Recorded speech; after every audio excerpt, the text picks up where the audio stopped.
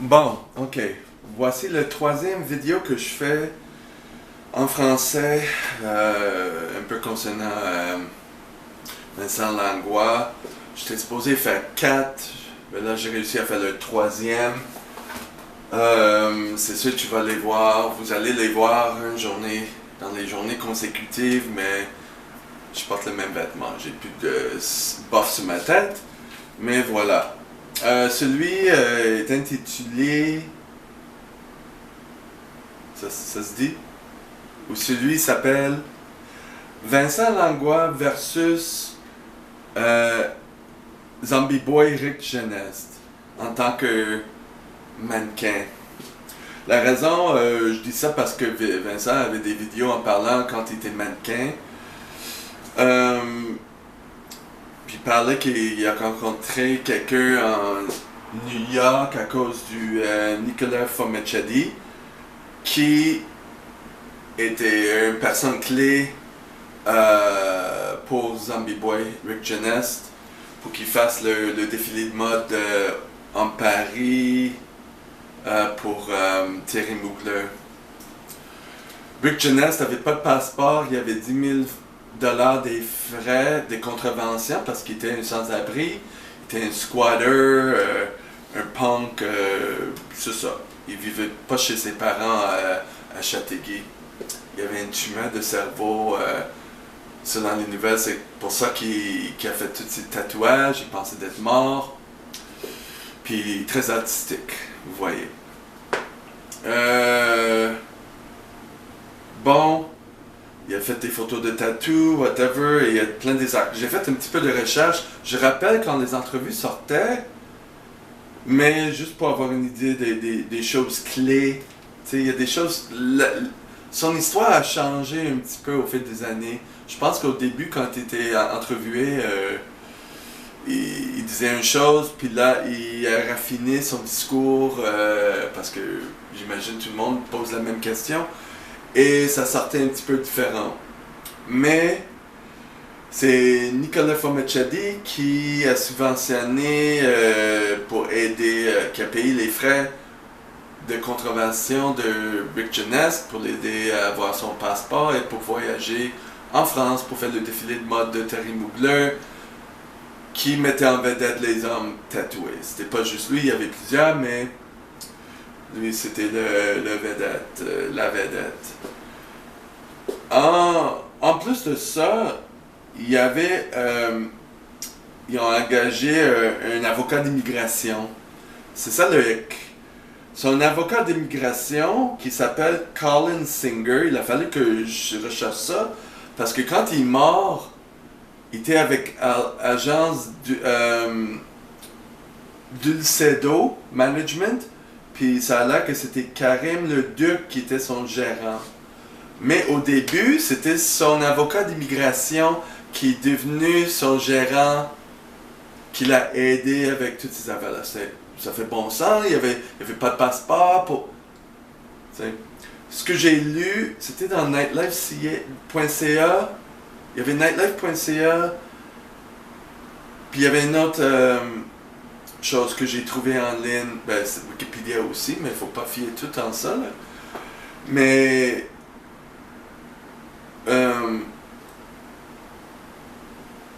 bref, il a fallu que je cherche parmi toutes les petits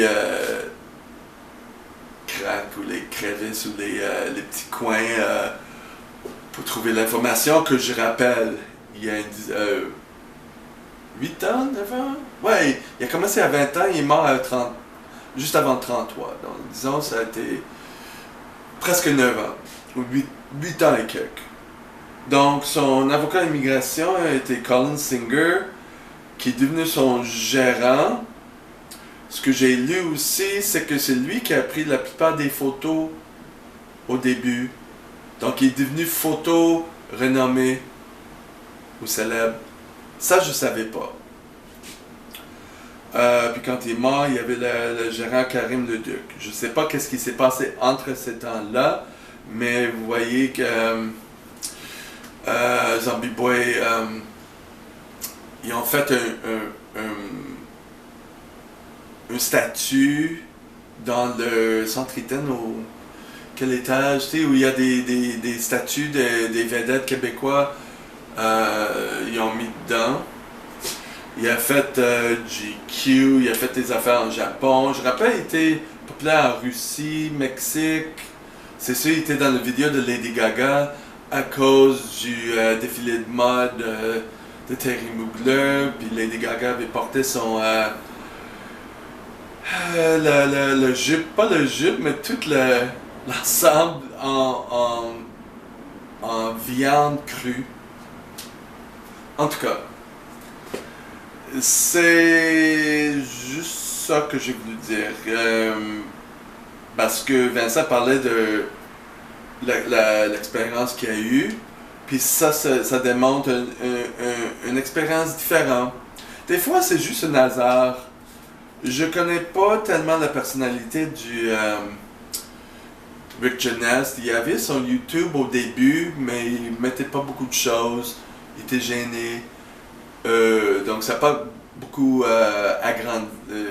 développé comme poste. C'est sûr, il a fait pas American's Next Top Model, mais celui de Allemagne, avec, pas Claudia Schiffer, avec Heidi Klum.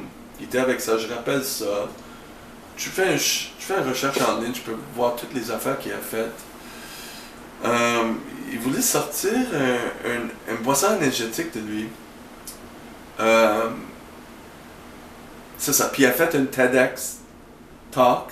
Tu sais, des discours TEDx, là, je rappelle qu'est-ce que ça veut dire, quoi, technology, quelque chose. So, il prend des gens populaires pour faire un discours devant tout le monde. Donc, c'est ça. Je sais qu'il était quelqu'un très réservé, très gêné. Je le voyais dans la rue souvent. Je le voyais quand il commençait ses tatouages. Il y avait un sur l'œil, mais c'était pas tout son visage. J'ai vu 2 fois avant le grand révélation devant tout le monde.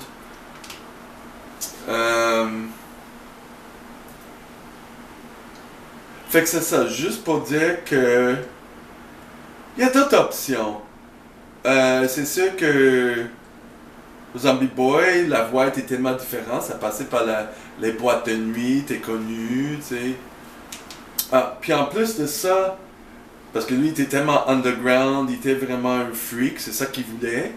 Il était capable de mettre un clou dans sa tête, puis le sortir de son oreille, ou je l'ai vu, mais dans sa bouche, puis il sort du nez, quelque chose de même, je l'ai vu. Puis il a fallu que je cherche le nom du groupe. Il partit un groupe des freaks qui faisait des shows la nuit. C'était ça sa passion. Je rappelais vaguement c'était quoi, il a fallu que je trouve ça, c'était difficile. Mais je rappelle c'était Lucifer's Blasphemous. Je pense que c'était Lucifer's Blasphemy, mais je pense que le nom complet, ce que j'ai lu, c'est Lucifer's Blasphemous Lucifer's Blasphemous Mad Macabre Torture Group. J'imagine c'est les gens qui mettent des clous dans la tête, puis ça sort de l'oreille. Les gens qui se pendent en mettant des crochets, tu sais, les modifications du corps. Tu sais, qui s'accrochent avec les crochets dans la peau, puis ils s'attachent sur le plafond, puis ils se pendent. Je l'ai pas vu, mais c'est ça l'idée que j'ai dans la tête. Entre autres. Peut-être qu'il y a des films de vidéos de YouTube. Recherchez ça si vous voulez. C'est juste... moi... j'aime ça voir ce que les autres font pour apprendre. C'est une autre raison à laquelle j'écoute Vincent, pour voir c'est quoi ses démarches pour aller où il veut. C'était quoi l'affaire avec Zombie Boy, comment je peux apprendre de ça. Tu sais, on a tous des rêves, des choses qu'on veut faire, mais chacun sa manière. Je sais pas si tu contacteras l'avocat immigration ou son gérant Dulcedo Management, c'est ça McGill. Peu importe. Je Je pense que Zombie Boy n'était pas si grand que ça non plus. Dans certains articles, ça disait 5 et 10, mais bref. C'est pas grave. Tu sais, il y en a des mannequins. Il y avait Kate Moss qui est 5 et 6, elle est très courte. Il y avait un qui était un japonais à l'époque, 5 et 5. Mais son allure était tellement forte, puis ça marchait pour des choses de Calvin Klein, il était tout tatoué. Puis il a fait la campagne du CK1, des affaires comme ça. Il y a toujours des choses. Puis je rappelle, il y avait un autre modèle à l'époque qui a fait Calvin Klein. Elle venait de Toronto, c'était une femme. Ça ne veut pas dire que je suis les modèles, mais je suis ouvert à des choses différentes. Comment le monde éprouve la difficulté, puis essaie de dépasser ça. C'est ça qui est important pour moi. Parce que c'est jamais facile, comme « Hey! Tu es-tu de la couverture de ça? » Ben peut-être une fois, mais après ça, faut faire du travail, là. Donc, il y avait un mannequin noir, mais roux, avec beaucoup pas des taches. En anglais, on dit ça des freckles.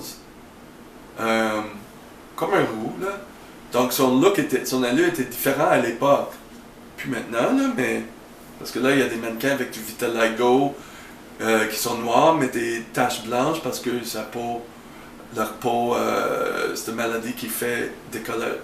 Ça enlève la mélanine de ta peau, donc tu perds de couleur. Il y en a avec qui manquent les jambes. Je rappelle à l'époque, il y avait un qui a fait couper son visage. Il y avait une film dessus. C'était un des fans qui a fait ça. Ça n'a pas duré longtemps son affaire après. Mais elle a fait quelques trucs dans les magazines. Donc, il y a une place pour ça, c'est sûr. Il faut pas lâcher. Je mange mes mots, je parle d'ici à droite à gauche, mais c'est ça. C'était une vidéo d'encouragement. Voilà. Si vous avez des questions, abonnez-vous à cette chaîne pour que pour que je puisse avoir une raison de faire plus de vidéos en français, de vraiment solidifier ça. Et avec vos idées aussi, ça serait très génial. Je pensais peut-être parler un petit peu plus de moi. La prochaine vidéo que je vais faire, c'était supposé être pourquoi j'écoute Vincent Langlois. Donc je parle un petit peu de comment je me sens, des choses que j'avais vécues aussi. Et peut-être en allant en transition, en parlant plus de mon agrandissement, des affaires comme ça, les choses que j'ai faites jusqu'à date. J'ai eu tellement des opportunités, mais bon, voyons. Faut faire ce qu'on ressent, hein. Faut faire, si on ne le ressent pas, des fois ça... Vous voyez. Mais beaucoup d'expérience a été acquis de tout ça. Peut-être que j'insérerai des photos de moi ou quoi, je sais pas. Mais voilà. Si vous comprenez l'anglais, toute la chaîne, plein des choses en anglais, c'est comme j'écris dans un journal, je parle quand il y a quelque chose qui me dérange ou quoi. Surtout au début. Là, je commence à faire des choses plus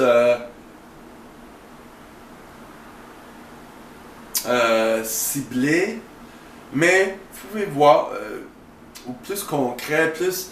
Parce que des fois, je prends la caméra, puis je parle, puis c'est juste pour parler. Mais, je vous invite à visionner les vidéos. Si vous avez des questions, si vous voulez des traductions, peu importe. Alright?